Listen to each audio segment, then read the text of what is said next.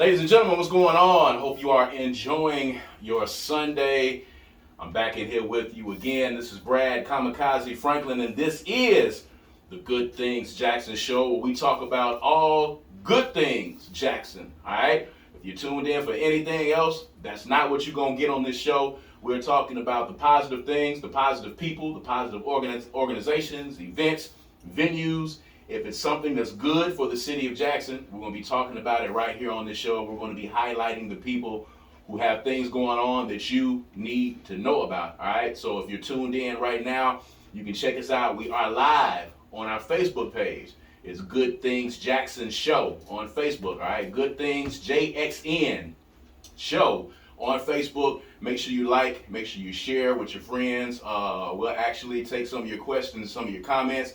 If you're checking us out live now on the Facebook page, please make sure you do so, man. And we've got an action-packed show for you today, man. We've got two fantastic guests. And, of course, up with me first, if you've not been paying attention, man, I have in the building with me, we're going to give his government name, which is Stephen Brown, first of all. But you guys know him as Fifth Child, top-tier MC. But today, he's going to be joining us in the capacity as the creator and the founder of the Briarwood Arts Center. He's going to be telling us about what's going on with that building, how that building came to be, some of the great things that are going to be happening in this building. And we're going to talk about this gentleman, man, doing something positive and something proactive in the community, because that's what we actually need from our folks here, man. People complain a lot about what we can do to change the city of Jackson, but very few people are actually doing the work to actually help what's going on here in the city of Jackson, man. So, Fifth Child, what's going on, brother? You good? I'm great, man. I'm having a great Sunday morning, That's good. afternoon, That's good. and all this. Sunday morning, Sunday afternoon, easy like Sunday morning and afternoon. So I guess I might fluctuate between calling you Stephen Brown and Fifth Child on this It's because right. you are, you're here in a different capacity. So most people know you for the music, fantastic music that you have done over the years. They know you as Fifth Child. They know you on stage. They know you again as a top level elite MC in the city. But you are doing something that I think is really great and deserves a platform and deserves to be talked about. Let's talk about the Briarwood Arts Center. So for those that are not aware just yet, tell us where the Briarwood Arts Center is located. Yeah, and so I want to preface all of this by saying, just reminding you that I'm long-winded, and I just need you to be like, hey, man, Oh, well, like I need you to do your host. I can be long-winded myself, so I'll dip in and cut you off if I need to. It's all good. Great. Now I feel better. All right. So, yeah, man, we bought an abandoned building in the Northeast Jackson neighborhood of Briarwood. Yeah. Which is the neighborhood that I live in. Mm-hmm. And, just passing by it, seeing it, just seeing debris really accumulate by the building, and just seeing that like nobody was in charge, nobody cared, Right. And so we got in contact with the owners of the property to, for now, go into a lease agreement with the property, but eventually we'd like to purchase it. But we basically renovated this building and have turned it into an arts and community center. So let's talk about the inspiration behind you taking on this building. I've done something similar, taking a building and trying to take nothing and build it into something, and seeing a need and seeing a void that needed to be filled. Why that building, first of all, and then why the Briarwood Arts Center? So like I said, I live in the Briarwood neighborhood, and almost every morning I will go out and just walk just for the exercise. But as I would see trash on the side of the road, I got a bucket and one of them little old man grabber things. Yep. And I go out and I pick up the trash. I see you in action with that grabber, man. You got that grabber going, yeah. Yeah, so I was doing that, and one morning during this summer, I saw trash accumulating at the gas station that's right next to the building that is now Briarwood Arts Center. Right. And in front of this space that, like I said, has been vacant for as long as I've lived in the neighborhood, I finally saw a for lease sign. And so I'm like, I'm just curious about, what that's about and what they're asking for. I called, talked to the property owners, did some research, sat down with my wife, sat down with my family, and said, this is something that I think that I really want to do, not just for me, but for all of us, creating some legacy and some generational, not just wealth, but generational impact. Right. And so things have shifted here and there. It's like where I have other people who may be involved and all kinds of things, but we wanted to basically give a hub for this community of artists that I'm interacting with all the time in the city, but giving them a space where you don't have to be perfect, right, where you can work out your ideas. So it's not so much a venue for like parties or like concerts or anything like that, but if you are in a space where you are an aspiring artist, you're a growing artist, you're trying to learn, you dibble and dabble, you just want the opportunity to develop your skill set, that's what this space is for. Right. So it's really more so an educational space. I come from a family of educators and a family of artists, and so so yeah, like I said, we want this space to be for youth, primarily, to come and get this exposure to the arts, whether it's visual art, whether it's music, whether it's dance, but not only that, but also some social and emotional enrichment. Right. I'll say. Right. Personal finance classes. We have a youth mentorship program that's meeting there on a weekly basis. There's a craft kitchen where if you have some ideas for t-shirt designs, but you don't have a heat press, you don't have a vinyl cutter, you don't have all the equipment that you would need to get it done. Well, it's like, okay, well, you bring those ideas here and we'll give you the space and opportunity to do so. So let me ask you this. So a lot of people come in here and have, we had Ronnie Crudup Jr. in here, Representative Ronnie Crudup Jr. He was talking about the gym that they put out in South Jackson. He talked about, how that went from an idea into a reality. So people hear you say, I saw a building, it was for lease, I went in and I talked to the owners and XYZ happened and now we're inside the building and this is what we're doing. So a lot of people are in the city of Jackson, they have the onus and they have the desire to help in some shape, form, or fashion. They have the dream or they have the idea to take something and put a space together like this. Talk about what it took from the moment that you saw that lease after you talked to the people that own the building. Just talk about some of the challenges that you had and the journey that it took for you to actually get those keys and then to actually go in and actually begin the process of getting the building ready for people to come in and sitting down and coming up with the ideas for what you actually wanted to do with the building. So for one, money, you definitely need money. Right. Like there's no way around that. You're gonna need money, but even more so than the money, what has been most valuable is the relationships and setting up meetings and actually keeping them. Reaching out to people and being consistent with my word first and foremost, because a lot of things that have taken place in this building would not have happened if my reputation was mud. If I had a reputation of flaking. It's very key. You know what I'm saying? So when we had our first community open house, because it wasn't like, this isn't the Stephen Brown Art Center, it's not the Fifth Child Art Center, this is for this community, this is for us, and this is about us. Right. So before we did any kind of programming, the first thing I did was have a community open house, and I said, okay, well, we are the stakeholders because we're the people who live here. And so I want to get your thoughts about what this can be, what obstacles we may face, what opportunities there are. I want you to be realistic. Tell me reasons why this can't work, so we can address those things early on, and not going into it with ego or a know-it-all type of mentality, but being receptive to wisdom from people. So talk about how the open house went. What were some of the challenges and some of the critiques from some of the people in there? Because, that neighborhood, I live in that neighborhood as well, so people are very involved in what's happening, and they're very in tune with what's happening. So talk about some of the challenges that you saw and some of the critiques that some of the neighbors and some of the stakeholders in the area had for you when you met with them. So in our neighborhood, we have a Facebook group, like a neighborhood association group, where where in the past, like we're pretty, everybody's really nice, neighbors, but I saw a trend of talking about problems and not much about solutions. Right. And that's not just, unique to my neighborhood.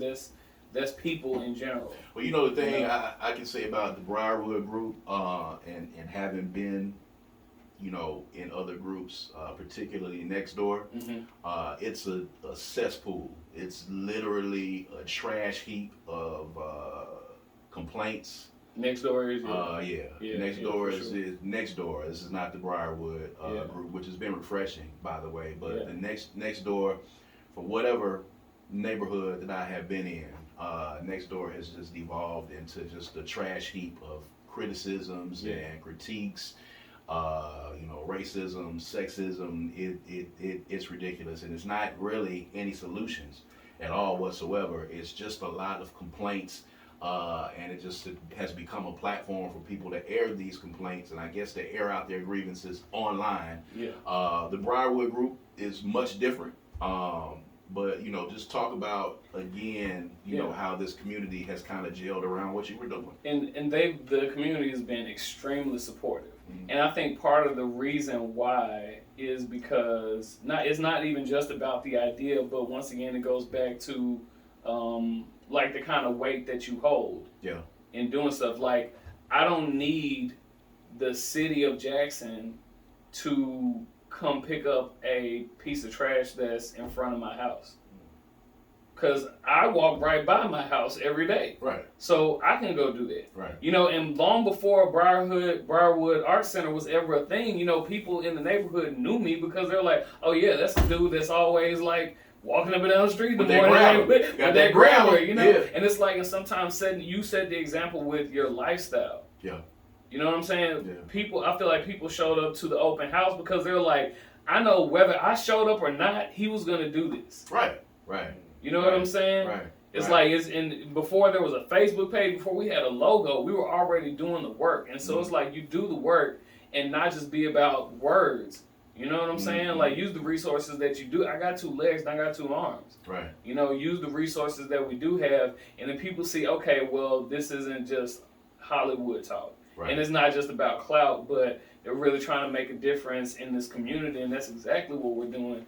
And right now, I would say the reins are still on because this isn't something I'm able to do full time just yet. Once I'm able to do full time, and we can do even more of the educational programming and all the other stuff that I would like to do, like it's going to continue to grow. But even more so, seeing what this sparks with other community members outside of just the people in my household. Right. You know what I'm saying? Because I think this is going to be an amazing opportunity where hopefully Briarwood Arts Center is just one of them, but then there's a Shady Oaks Art Center. There's a Presidential Hills Art Center. There's plenty of bandos around the city.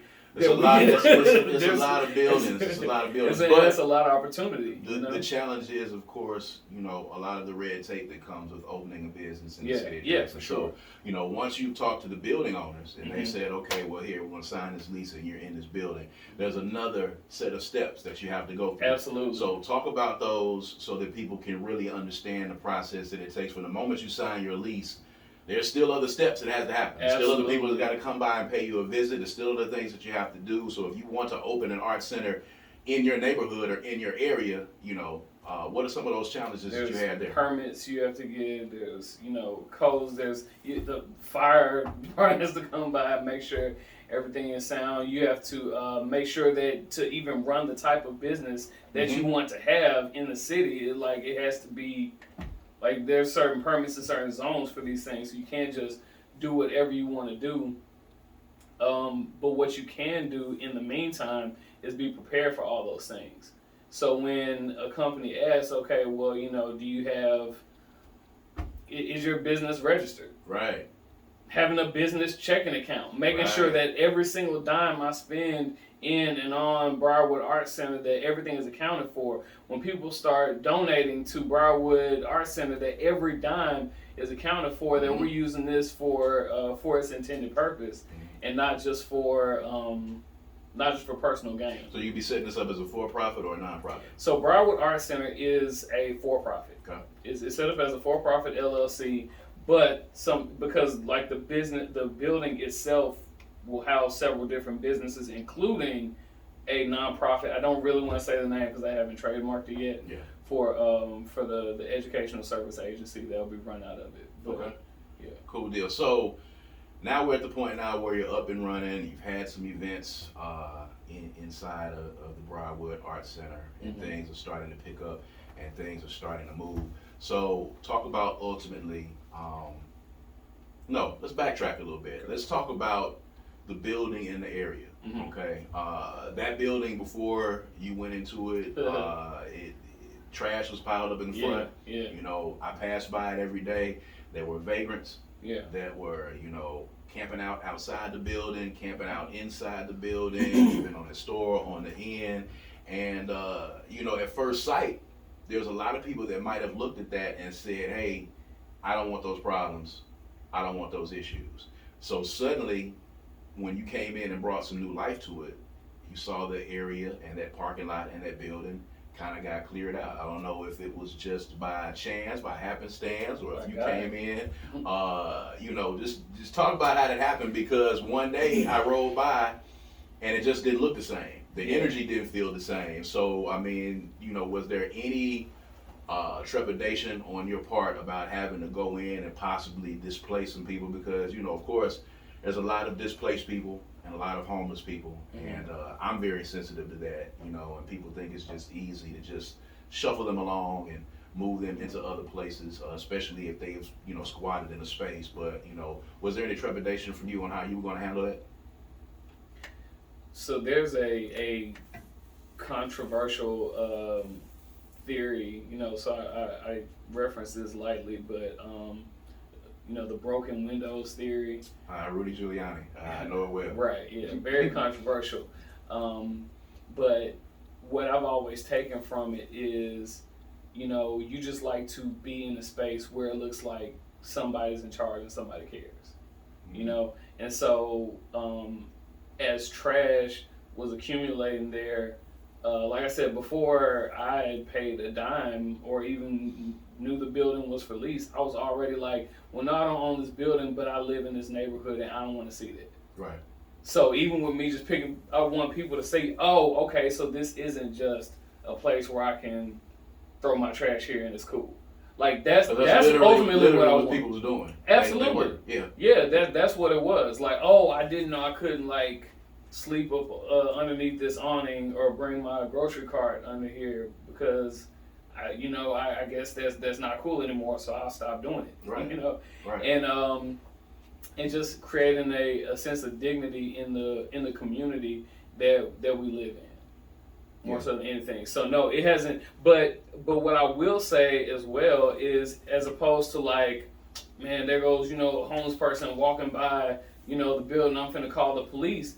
I've gotten to know some of these people that were hanging around by name. Right. Like, hey, look, Tiffany, come on, man. Right. The names have been changed to protect the innocent. Yeah. But yeah, hey, man, you can't keep moving.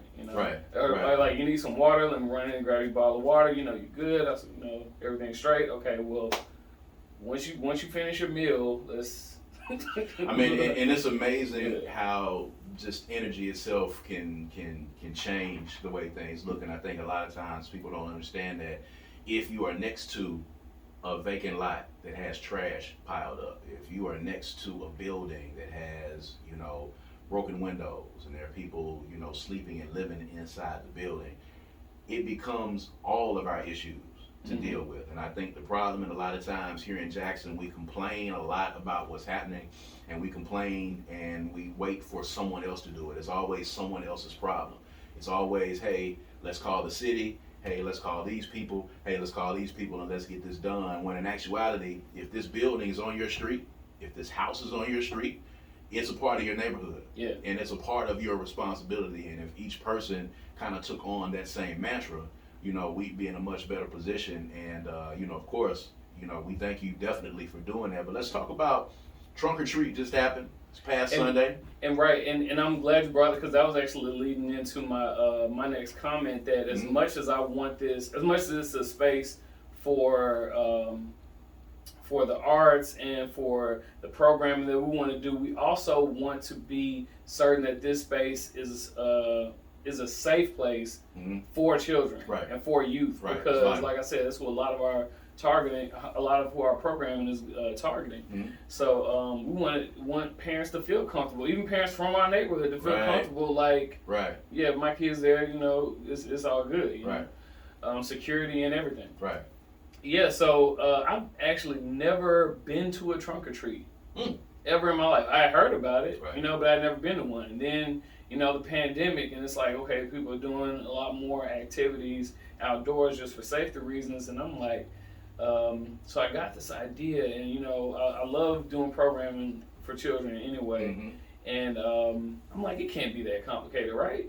Like people just park, decorate their trunks, pass out some candy, and the kids come and in my head it was that simple. And so when I told people about it, I mean, we were like a week out, and I'm like, okay, well, I'm gonna design this flyer on Canva real quick, and I mean, I have you know, however many Facebook friends. I'm gonna just pitch it. I'm gonna see if I can get some people in the community, in our neighborhood association group, to, you know, bring some of their cars out, and so a few days before, I knew that I was gonna be there. I knew of like one or two other people, like one of my family members that was gonna be there and have a car. And besides, I'm like, man, if all we got is 2 cars and we just have 5 kids show up, then it is what it is. Kids are going to show up. You're going to have some buckets with some candy in it, and they showed up. But here's the thing. So I was like, we had a youth mentorship program, so Farm Foundations. That was me. Shout out to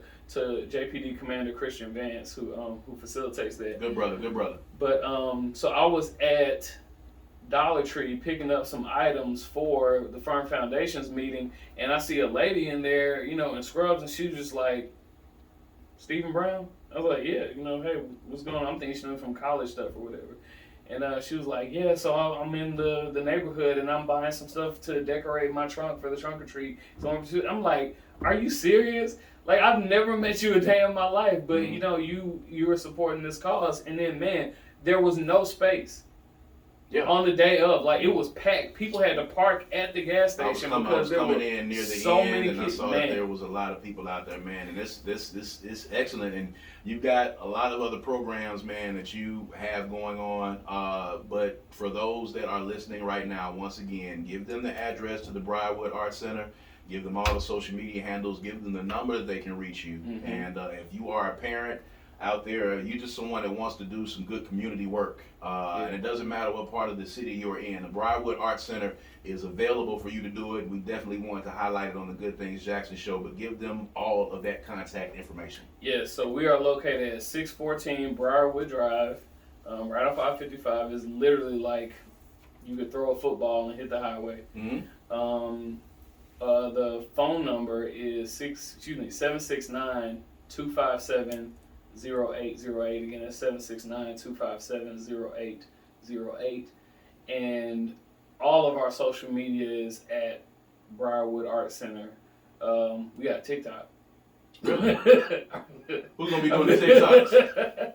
There's one video right now on the TikTok. The website, we already got the URL, but we're in the process of building the website. I was actually on the phone with the web designer on the way here. But we're building everything as we go, and this is all in-house. So and you're doing this as a labor of love, by the way. As you said earlier, you know, you're not doing this full time just yet. You know, it's on its way there. Yeah, it's on its way. For sure. So for those people that don't know what you do on your 9 to 5, tell them real quick, because we were in an event together on Friday, and there was someone who was participating in the fashion show whose kids had come to you, you know, in your 9 to 5 capacity because you help kids get into college. So talk about that real quick. Right. So my 9 to 5, I work for a company called Get to College, the Woodward Hines Education Foundation, and we are a nonprofit that helps students get into college and find the money to pay for it. So if that means ACT prep, help them get in touch with recruiters, build their high school resumes, set up campus visits, job shadowing opportunities, finding scholarships, completing the FAFSA, or the Mississippi Aid application, literally anything you can think of that falls under that umbrella of helping students get into college and find the money to pay for it. That's what we do. Stephen Brown, ladies and gentlemen, Fifth Child, several different things, man, out there that your kids and your young people can be involved in, man. He is a true pillar of the community, the curator and founder of the all-new Briarwood Arts Center. So make sure you go over there and check him out whenever he's there. And if you got some kids that are getting ready to go to college, reach out to him because he can help you to find that money, man, so you can get into school, man, and also kind of guide you on your path. With taking the ACT, guide you on your path to getting into college, man. I know for a lot of people that might be cumbersome, but he can help you with that as well, man.